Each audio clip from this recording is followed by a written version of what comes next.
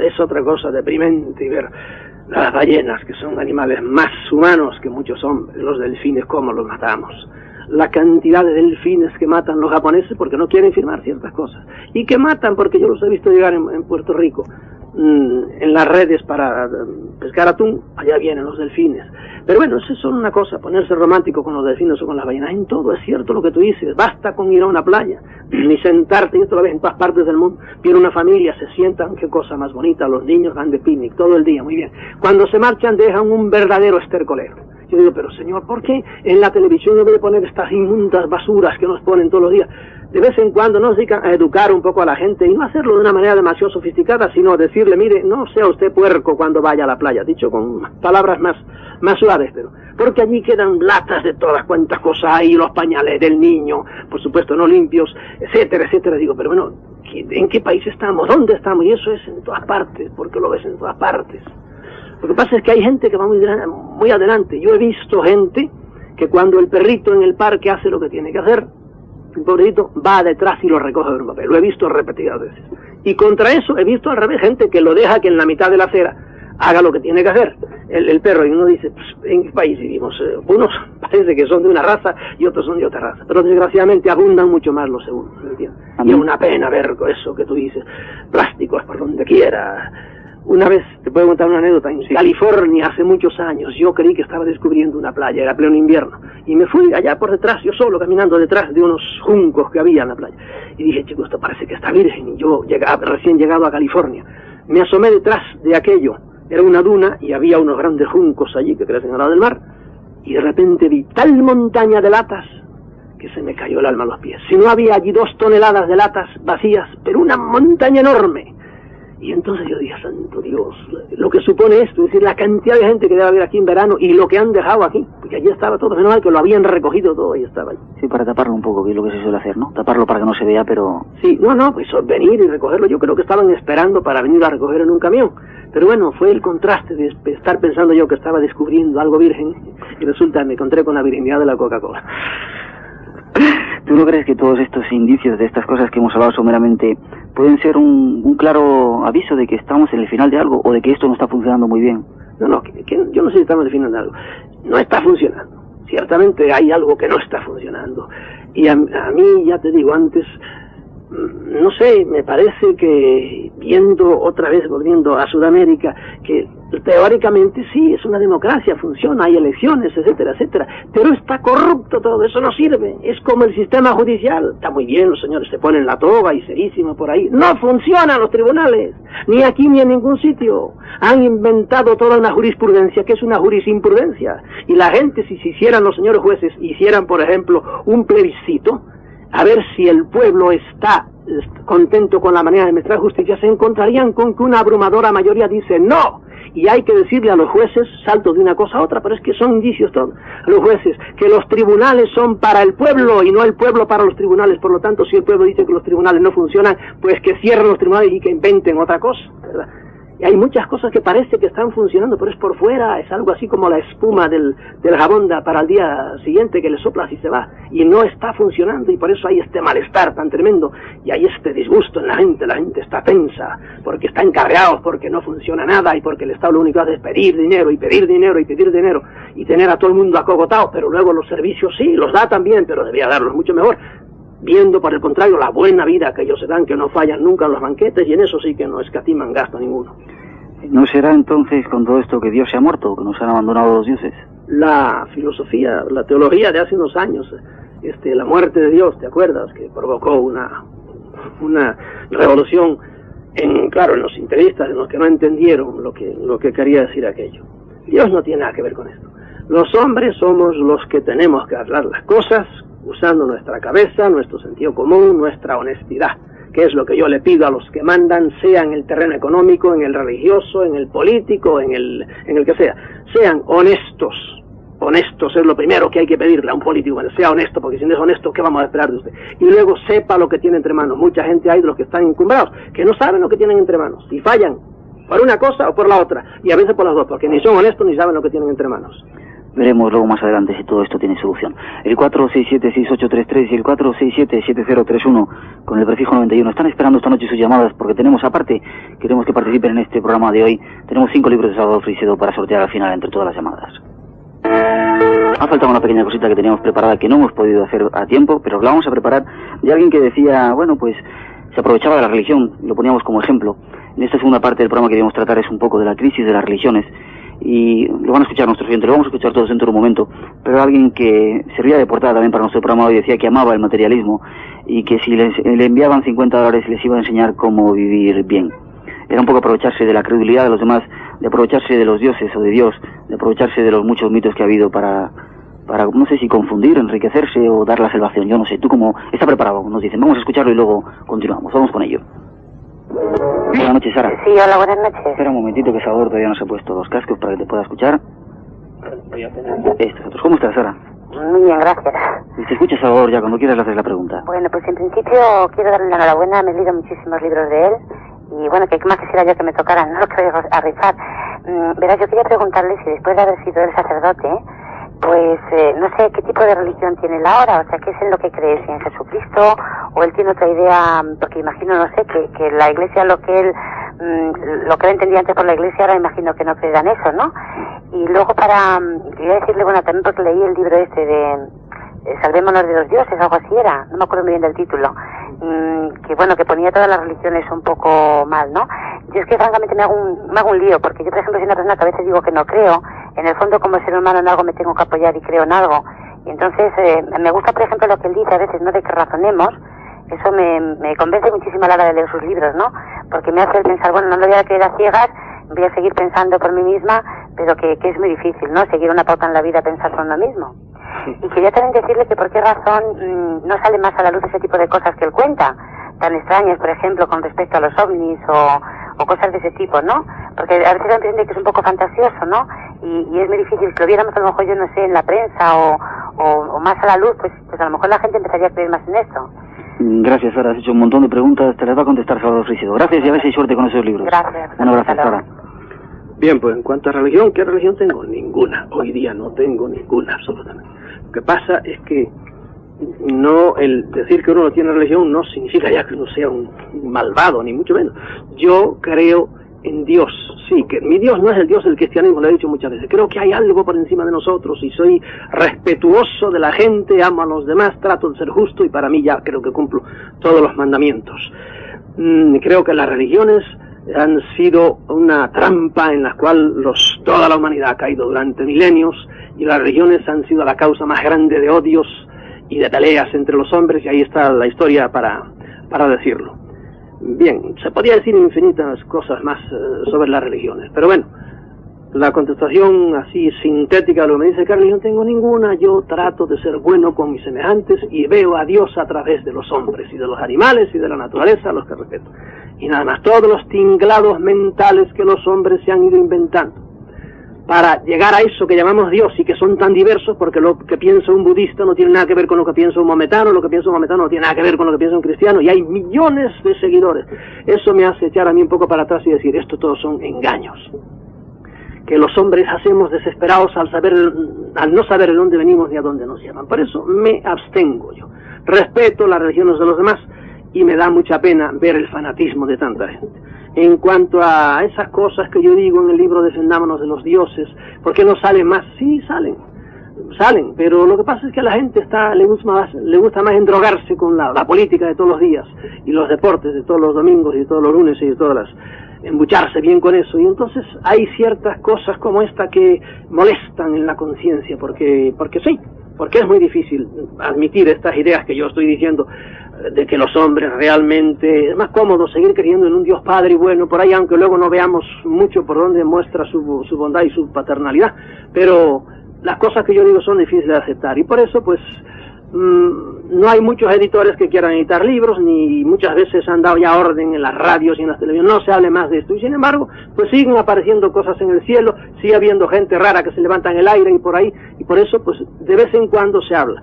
Ahora, hay alguien o algo misterioso que no quiere que realmente estas cosas se traten mucho, y ha sido muy corriente. Mira, hace muy pocos años, estas cosas no se podía hablar. Las dignísimas autoridades, en los 30 años que padecimos de castramiento mental con don Francisco Franco, pues no dejaban hablar de estas cosas, porque ellos eran los únicos que tenían a Dios agarrado por las barbas y los únicos que podían decir lo que había que decir, nada más.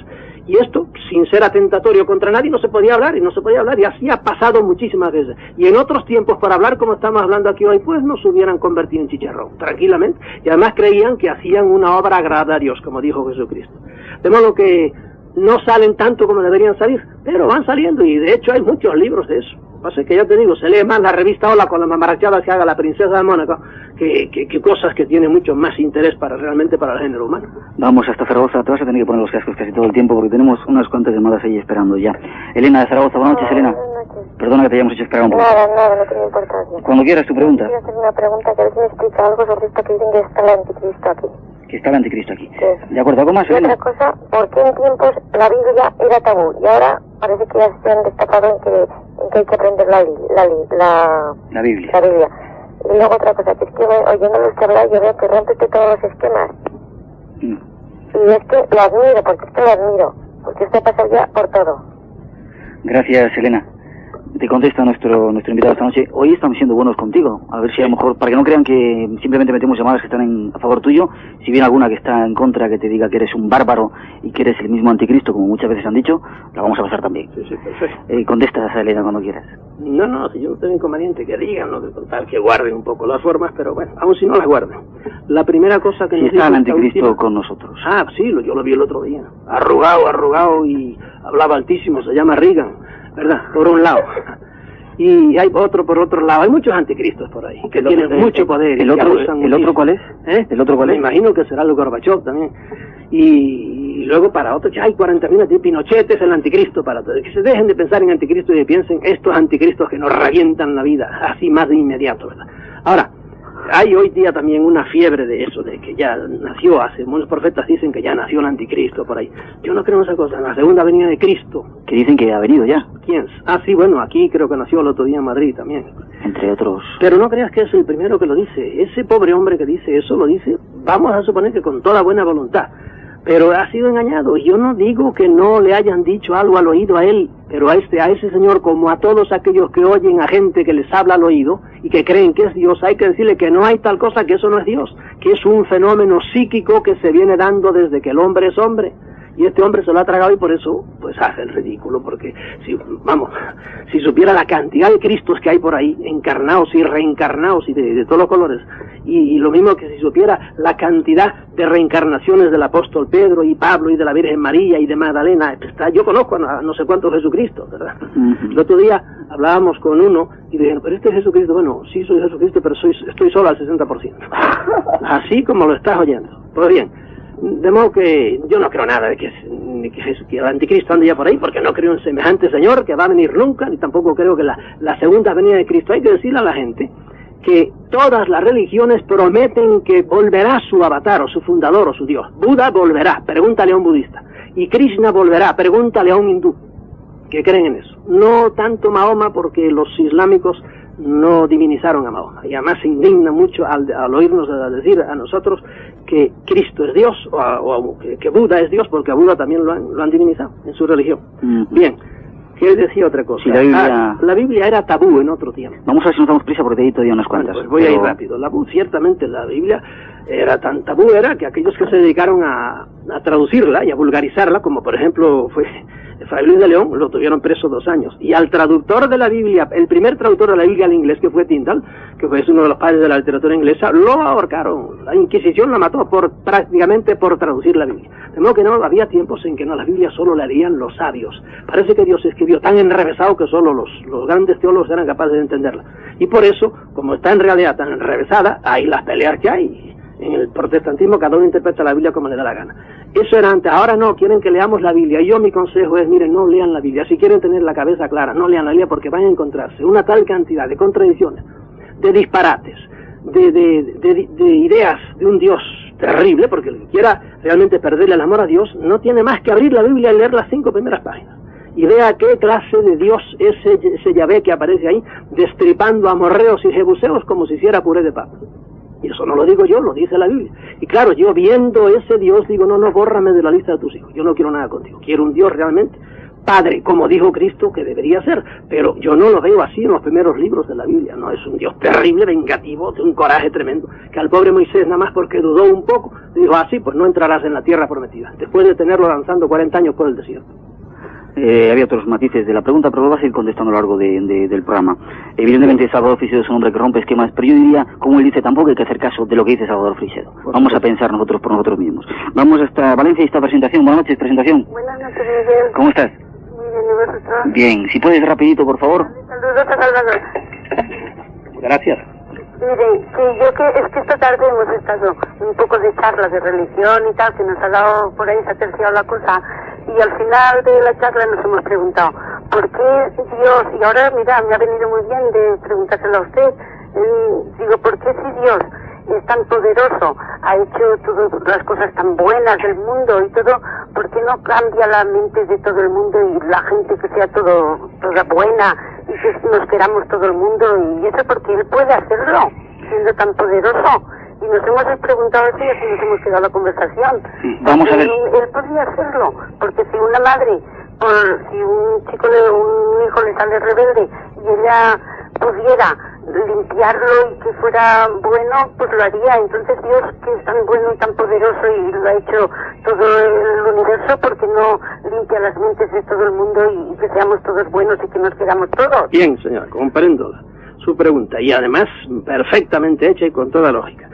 Muy bien, esa pregunta que usted hace, yo le digo, pregúnteselo usted a los teólogos que le han presentado esa idea de Dios como un señor, un Dios personal, un tipo que está ahí, porque mi Dios no es así. Y ciertamente, si Dios es una persona, tiene usted todo el derecho a decirle por qué hay tanto mal en el mundo, por qué hay tanto dolor en el mundo, por qué hay tanta hambre en el mundo, por qué casi siempre ganan los bandidos y los desgraciados, ¿verdad? Pregúntenselo a los teólogos, verán cómo los teólogos empiezan a decir donde digo, donde digo, que digo Diego, y arman una cantidad de cosas, pero nunca se lo van a explicar. Esa pregunta se la vienen haciendo los hombres desde hace muchísimo tiempo. Le puedo decir nombres de filósofos que se la decían ya en la antigüedad. Y se la dijo, la repitió después Filón el judeo, lo dice así expresamente: si Dios es todopoderoso, ¿por qué no evita tantos males? Y si Dios lo sabe todo, ¿cómo no se da cuenta de tanto mal como hay en el mundo? Pero esa pregunta es para los que creen en un Dios personal. Mi Dios no es así. Es muy difícil explicarle ahora a usted en pocas palabras cómo es mi idea de Dios, y me he dedicado a hacerlo en el libro ¿Por qué agoniza el cristianismo? Ahí digo yo ¿cuál es mi idea de Dios? Vamos hasta Barcelona con la última llamada que vamos a poder pasar en esta primera hora. Manuel, buenas noches, Manuel. Hola, buenas noches. Perdón también porque te hemos tenido un rato al teléfono. Muy rápidamente, si puedes. Sí, mira, yo quería preguntarle al señor Freixedo, Sí. lo echaron de la iglesia, ¿no?, por apoyar el tema de los extraterrestres, ¿no?, comparándolo con la Biblia, ¿no? No, precisamente por eso. Fue por un libro anterior que se titulaba Mi iglesia duerme. Bueno, ya sabes algo de esto, ¿no? Entonces, le quería preguntar, usted ahora está un poco en contra, ¿no?, de los extraterrestres. En contra, no, nunca. Vamos a dejar, perdona, Manuel hace toda la pregunta. No es esto nada más, no es esto, que quería saber si estaba en contra, ¿no?, si me podía explicar el porqué, o si no estaba en contra, que me lo dijera nada más. De acuerdo, gracias, Manuel, y escucha a través del receptor. Aunque de esto avanzo a nuestros oyentes que vamos a hablar en la segunda parte del programa, en la segunda hora, cuando hablemos de los dioses del cielo, pero bueno, avanza. Yo no estoy en contra, yo creo en el fenómeno ovni, es más, vengo ahora en Puerto Rico, he andado buscando, y en México, más fenómenos de estos, me interesa muchísimo el problema. Estoy en contra de los ingenuos que creen que tienen una explicación ya para todo el fenómeno y parece que eso lo saben todo y no saben que el fenómeno ovni es complejísimo y no es tan simple como ellos piensan. De modo que yo no estoy en contra de eso. Yo creo que existe un fenómeno y que hay detrás de él una cantidad de inteligencias y de cosas de las cuales si quieres hablamos después. Sí, lo vamos a hablar después. Para terminar este esbozo que hemos hecho de la crisis de la religión o de las religiones, ¿tú crees que, bueno, decías que no se puede no fiar de nadie, que cada uno ha hecho de su capa un sayo, aprovechándose lo que ha podido para sus propios intereses, pero bueno, ¿qué hacer ante toda esa gente que tiene fe, que cree en las cosas todavía? ¿Qué se puede hacer? Incluso los que de alguna forma la hemos perdido por toda esa gran cantidad de mentiras que nos hemos dado cuenta que nos han contado. ¿Nos podemos agarrar a algo todavía? Es decir, hay valores todavía a los que agarrarse. Muchísimo. Hay cosas en las que creer. Yo, gracias a Dios, he perdido la fe. La fe ingenua que tenía antes, infantil. A Dios gracias, perdí aquello. ¿Y qué gané? Pues gané entonces racionalidad, ¿entiendes? Y gané muchas otras cosas. No que no estando todo perdido, ni mucho menos. Al contrario, aquel que se sienta en la actualidad, que se sienta un poco, qué sé yo, dudoso, y que se sienta nervioso, está bien. Quiere decir que le pasa lo que le pasa al que está en medio de un terremoto, ¿verdad? Que está nervioso porque ve que las casas. En cambio, el que no está nervioso es que está dormido completamente. Hay mucha gente dormida que traga lo que le den, siguen dándole todavía a comer para un alimento de su espíritu intragable, y sin embargo ellos se lo tragan tan tranquilamente, nunca se preguntan nada. ¿No? ¿En qué creo yo? Vuelvo a decir, yo he dicho, tengo un capítulo entero en un libro que es en qué creo y en qué no creo. En el libro ¿Por qué agoniza el cristianismo? Yo creo en 40.000 cosas bellas que hay en este mundo. Creo en el hombre, creo en la inteligencia, creo en el amor, creo en la naturaleza, y creo en que hay algo por encima de mí que es, no sé, como los teólogos, ellos se lo saben todo, pero eso que se llama Dios, yo no sé cómo es, supera con mucho mi capacidad de comprensión, pero creo que hay un orden en el mundo.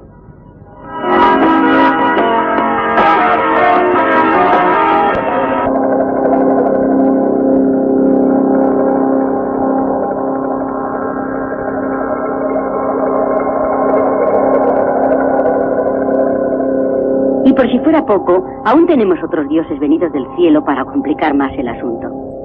En muchas de sus apariciones se siguen momentos como los que ahora les vamos a narrar.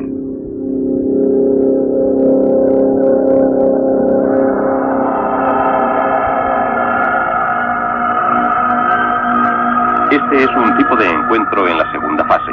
Algo está descendiendo del cielo y entra en la vida de esta mujer.